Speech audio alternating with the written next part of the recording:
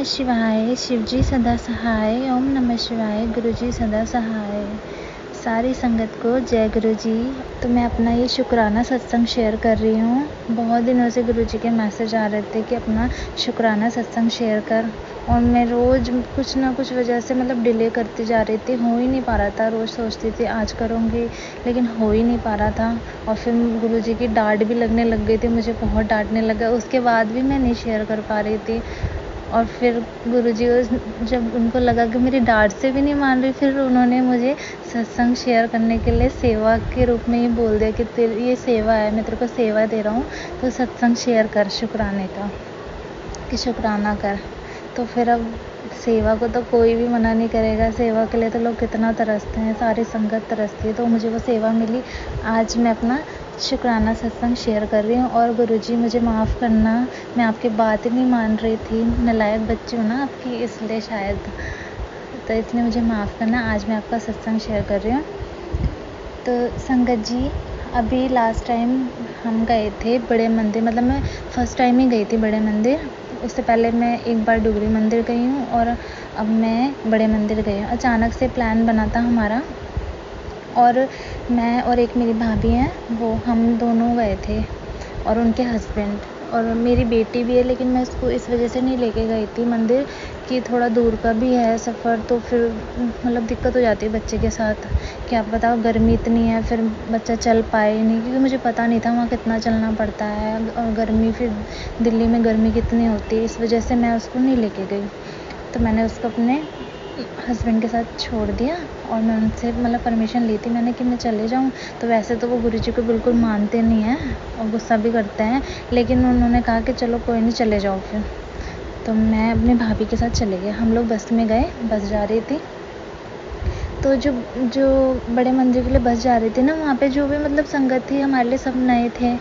और जब हम डुगरी मंदिर गए थे तो तब भी बस में गए थे, लेकिन वहाँ की संगत, जो बस में जो संगत थी, एकदम से पूरी फैमिली जैसी हो गई थी, बहुत ज़्यादा ना, इतने क्लोज हो गए थे सारे, पूरे बस ही एक तरह से होता है ना कि पूरी फैमिली, परिवार के सदस्य, हर कोई इतने प्यार से बात कर रहा था। इतने हमने डांस किए, गुरुजी के भजन चलाए, बहुत पूरे रास्ते जाते हुए और आते हुए पूरा में मन लगा रहा ना, बहुत ही अच्छा लगा, अपना परिवार लगा वो पूरा। और फिर हम जब बड़े मंदिर जा रहे थे, तो मैं और मेरी भाभी और उनके हस्बैंड थे। तो हमारी सीट 3 सीट थी, और एक में भाभी और उनके हस्बैंड बैठ गए, और एक में मैं बैठ गई। तो मेरा मन था कि भाभी मेरे पास बैठे और अंकल के पास कोई जेंट्स को बिठा देंगे हम, तो ऐसा कुछ हो नहीं पाया। और दूर का सफ़र था, तो मैं सोच रही थी मैं कैसे काटूँगी, पूरा रास्ता है इतना लंबा, और भाभी और मैं साथ बैठते तो हम थोड़ी बातें भी कर लेते हैं ना, तब फिर थोड़े मज़े हो जाते हैं लेडीज़ में। अब अंकल जी किसी के साथ बैठ नहीं रहे, वो कह रहे हम पाइप को बिठाएंगे, तो वो दोनों साथ बैठ गए, और मेरा मुंह बन गया कि मैं अकेले कैसे इतनी दूर ना। फिर मेरे बगल में एक संगत आके बैठी, और आप यकीन नहीं करोगे, गुरुजी की कृपा से वो संगत बैठते साथ ही मेरे इतने क्लोज हो गई कि वो अपनी सारी बातें मुझसे शेयर, इतनी पर्सनल बातें वो मेरे से शेयर करने लगी। सिर्फ जब वो बैठी मेरे साथ, तब से ही वो शेयर करने लग गई। मेरे बारे में पूछा उन्होंने, अपने बारे में तो इतना डीपली बताया कि जैसे पता नहीं कितनी मैं उनकी क्लोज़ हूँ। मुझे बड़ा अजीब भी लगा कि एकदम से इतना क्लोज़, लेकिन फिर उन्होंने खुद ही कहा कि पता नहीं मैं आपसे इतनी क्लोज़ क्यों हूँ, कि शायद गुरुजी की मर्ज़ी है कि आपसे मैं सारी बातें शेयर करूँ, इसीलिए हमें साथ बिठाया। मैंने बोला हो सकता। फिर उन्होंने जब अपनी इतनी बातें बताई, मैंने भी उन्हें बातें बताई अपनी, और हम इतने क्लोज़ फ्रेंड बन गए। इतना अच्छा लगा मुझे, बहुत ही अच्छा लगा।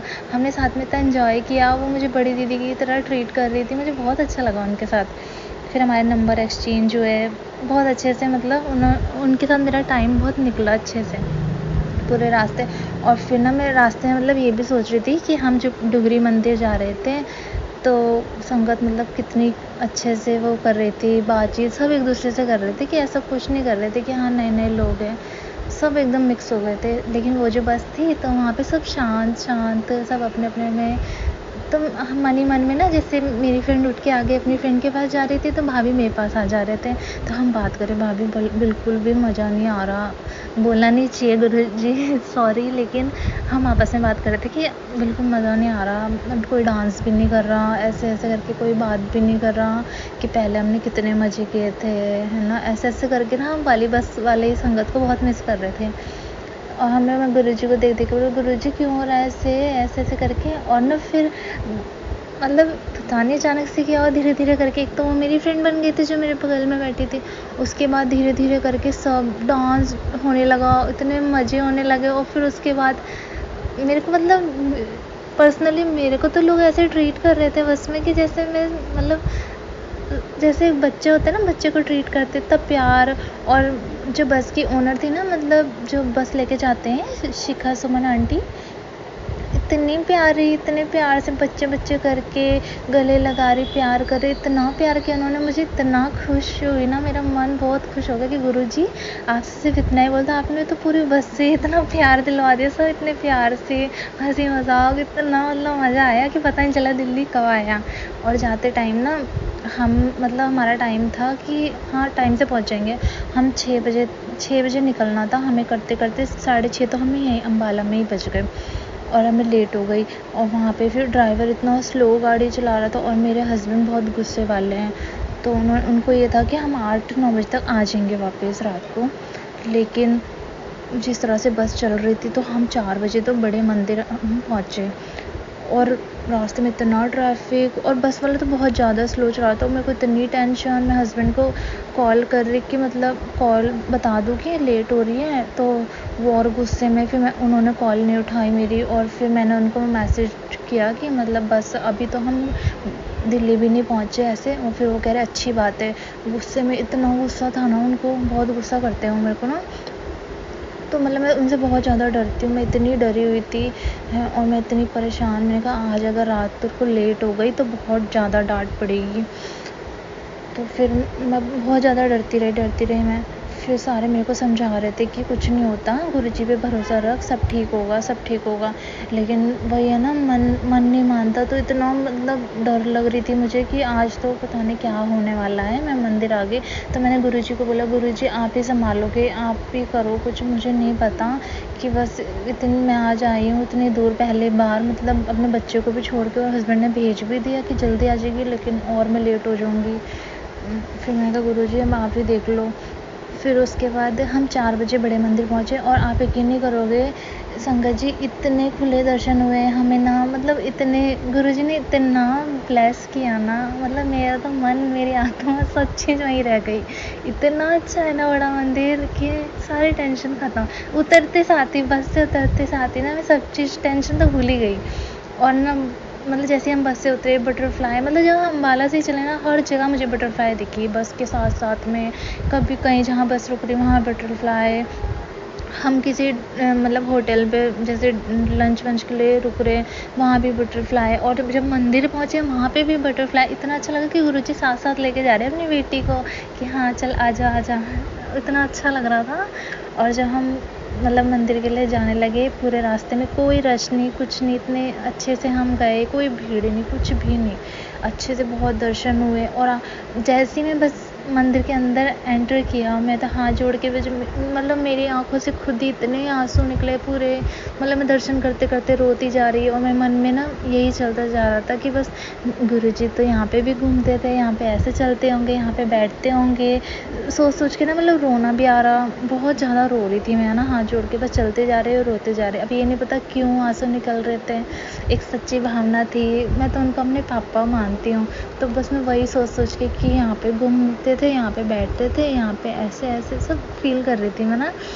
और फिर जब अंदर मंदिर में गए, इतना सुंदर, इतना सुकून, बस मन कर रहा था यहीं रह जाओ वहाँ पे। फिर मतलब दर्शन बड़े अच्छे से हुए। फिर हम आए, जब हम आए तो हम मंडे को गए थे, तो कोई वैसे लंगर तो नहीं था, लंगर प्रसाद नहीं था, तो चाय, ब्रेड पकोड़ा और कड़ा प्रसाद था, तो यही लंगर प्रसाद में यही था, तो हमने ये खाया। और कुदरती मतलब मेरे को अकेले बिठाया गया एक साइड में, मतलब भाभी और अलग बैठे थे, मैं अलग। तो मेरे सामने जो संगत थी तो वो बोलने वो लोटा ब्लेस करने लाई थी, तो मैं तो भूल गई थी लोटा ले जाना। फिर मैंने उनसे बोला कि अगर जैसे लोटा यहाँ पे नहीं मिलता कहीं पास में, तो उन्होंने बोला नहीं, कि आपको कोई प्रॉब्लम है, और बिना पूछे उन्होंने सब चीज़ बताया कि अगर आप नहीं ला पाए कोई, कि आपको क्या प्रॉब्लम है। तो मैंने कहा मेरे को बैक में पेन रहती है। कहते कोई बड़ी प्रॉब्लम नहीं है, लोटा आप तब ब्लेस कराओगे जब आपको बहुत बड़ी प्रॉब्लम हो, कि ये तो जो आप लंगर प्रसाद खा रहे हो तो इसी से ही ठीक हो जानी है। मैंने कहा अच्छा, जैसे साक्षात गुरुजी ही बोल रहे हो कि तू चिंता मत कर, ऐसे ही ठीक हो जाना है तूने।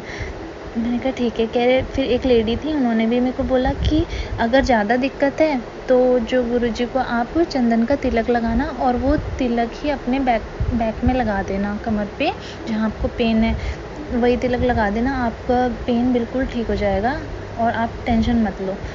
फिर मैंने कहा ठीक है।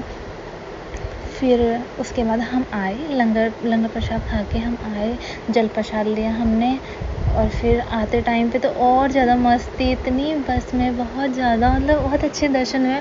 और फिर जब सुमन आंटी ने मेरे को बताया कि मतलब उन्होंने अपना सत्संग शेयर किया और वो गुरुजी की संगत रही है, मतलब उन्होंने गुरुजी को साक्षात देखा, ये सोच के तो मैं तो मन कर रहा था बस उनको ही क्या कर दूँ मैं। मतलब इतना अच्छा लग रहा था ना कि कोई मेरे सामने ऐसी संगत है जिन्होंने गुरुजी को देखा है, वो उन्होंने साक्षात देखा है गुरुजी को, बचपन में देखा है शायद, तो उन्होंने सब बताया था हमें।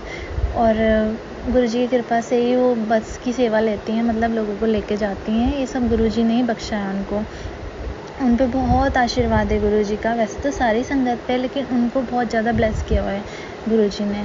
और फिर मैं जब शांत बैठी थी, हम आते हुए हमें मोर के भी दर्शन हुए, रास्ते में हमें मोर दिखाए, मोर के दर्शन हुए, गुरुजी ने साक्षात दर्शन दिए हैं। और उसके बाद जब सुमन आंटी थे जो, उन्होंने ना एक सत्संग अपना शेयर किया था कि मतलब ऐसा लग रहा था कि मेरा ही जवाब उन्होंने जवाब दिया है, मतलब मैं सिर्फ जो मन में सोच रही थी ना, उन्होंने वो जवाब अपने साक्षात दिया है अपने सत्संग के थ्रू। बस में उन्होंने अपना सत्संग शेयर किया और सत्संग में हर चीज़ बताई, जैसे जो मेरे मन में चल रहा था कि कोई होता है जैसे जिनके हस्बैंड नहीं मानते हैं मंदिर जाने के लिए, गुरुजी को मतलब जैसे मानते हैं, तो किसी की फैमिली एक्सेप्ट नहीं करती, हस्बैंड एक्सेप्ट नहीं करते, गुस्सा करते हैं, तो आप उनको वो मत करो। उन्होंने काफ़ी चीज़ें बताई थी कि वो धीरे धीरे खुद ही गुरुजी उनको अपने आप जोड़ लेते हैं, और कोई डरने की बात नहीं है, गुरुजी रहते हैं तो सब संभाल लेते हैं। काफ़ी चीज़ें, मतलब मुझे भी याद नहीं उनका सत्संग, लेकिन उन्होंने काफ़ी चीज़ें ऐसी बोली थी कि जो मतलब मेरे को बिल्कुल गुरुजी ने जवाब दे दिया था। हालांकि मुझे बस में और लोगों ने बताया कि कभी वो ऐसे सत्संग शेयर करते नहीं हैं बस में, लेकिन उस दिन शायद गुरुजी ने ही उनसे बुलवाया है मेरे को जवाब देने के लिए कि सब ठीक रहेगा, ऐसी कोई बात नहीं है डरने की। उनके खुद भी हस्बैंड उनके नहीं मानते थे गुरुजी को, लेकिन वो उनको रोकते भी नहीं थे कभी। और ऐसे ही अब मेरे साथ हो रहा है कि वो खुद नहीं मानते हस्बैंड, लेकिन मेरे को भी नहीं रोकते। बस हाँ, थोड़ा लेट की वजह से गुस्सा करते हैं, कहीं मैं सत्संग में जाती हूँ लेट हो जाओ तो इसलिए गुस्सा करते हैं, तो मैं तब डरती हूँ। बाकी मतलब उनकी आंटी जी की एक बात ना मेरे से मैच हो रही थी कि हाँ, जो मेरे मन में चल रहा था, और मेरे आसपास में जो भी लोग थे सारे मेरे को बोल रहे थे मिल गया जवाब, मिल गया ना, गुरुजी ने दे दिया ना जवाब। और फिर मैंने बाद में आंटी जी को बोला कि जो भी मेरे साथ हो रहा था ना, वो आज आपने सत्संग के थ्रू मेरे को बताया।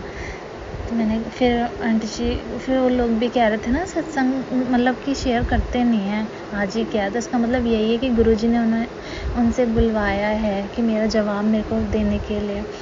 तो जय गुरुजी, शुक्राना गुरुजी। गुरुजी बहुत प्यारे हैं, बहुत ज़्यादा प्यारे हैं। उनको तो जितना हम कर ले, हम उनके लिए हम कर ही नहीं पाएंगे। वो हमें इतना ब्लेस करते हैं, इतना प्यार करते हैं, बच्चों की तरह ट्रीट करते हैं, छोटी छोटी चीज़ों के हमारी, जैसे हम बच्चों की तरह हमसे कुछ मांगते हैं वो सब पूरा करते हैं, सब बहुत प्यार करते हैं गुरुजी। बहुत प्यारे हैं हमारे गुरु पापा, बहुत ज़्यादा। आई लव यू गुरु पापा। मैं उनको घूम के बोलती रहती हूँ, कभी रूम में से बाहर जाऊँगी तब आई लव यू गुरुजी, फिर अंदर आऊँगी आई लव यू गुरुजी। उनको देख के यही करती रहती हूँ। और इसका भी मेरे को रिप्लाई करते हैं आई लव यू लॉट्स, ऐसे करके, आई लव यू लॉट, ऐसे मतलब कहते हैं अब खुश है, मिल गया जवाब। इतना अच्छा लगता है ना हर चीज़ का, वो मतलब ऐसे जवाब देते हैं ना। मेरे को काफ़ी दिन से ऐसे मैसेज आ रहे थे कि तेरे घर में शायद वर्षा होने वाली है, जल्दी शायद वर्षा होने वाली है। अब मैं इतना भी मतलब शायद क्लोज ना हुई हूँ, या मैं इस लायक अपने आप को समझती नहीं कि गुरुजी मुझे इतना ज़्यादा ब्लेस करेंगे।